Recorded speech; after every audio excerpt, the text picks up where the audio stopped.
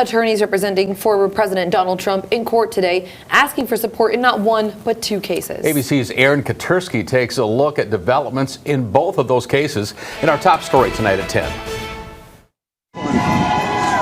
To the cheers of his supporters, Donald Trump arrived at a Florida court hoping to convince a judge to push the federal trial over his alleged mishandling of classified documents past the November election. For the first time in nearly 2 months, Trump coming face-to-face with special counsel Jack Smith, the two adversaries appearing to lock eyes several times. Trump's attorney argued holding a trial before the election is a mistake and should not happen.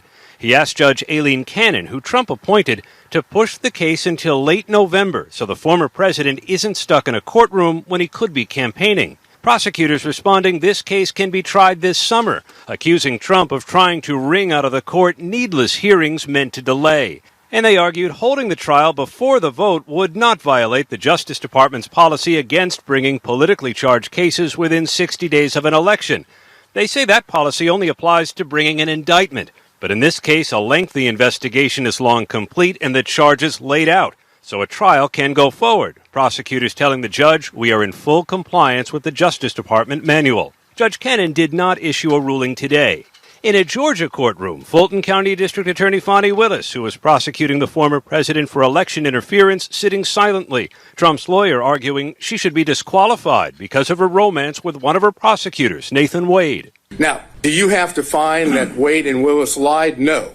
What you need to be able to find is that there is a concern, a legitimate concern based on the evidence in this case about their truthfulness. The district attorney's office arguing Willis's relationship with Wade did not infringe on Trump or his 18 co-defendants' rights to a fair trial. Not a single shred of evidence was produced through any of the exhibits or the witness testimony showing how their constitutional rights, their due process rights were at all affected. The judge in Atlanta said he would rule within the next 2 weeks, and here in Florida, the judge gave no indication when she would set a new trial date for Donald Trump. Prosecutors again saying there's no reason to wait until after the election because their investigation is complete and holding a trial is within Justice Department policy. Aaron Katursky, ABC News, Fort Pierce, Florida.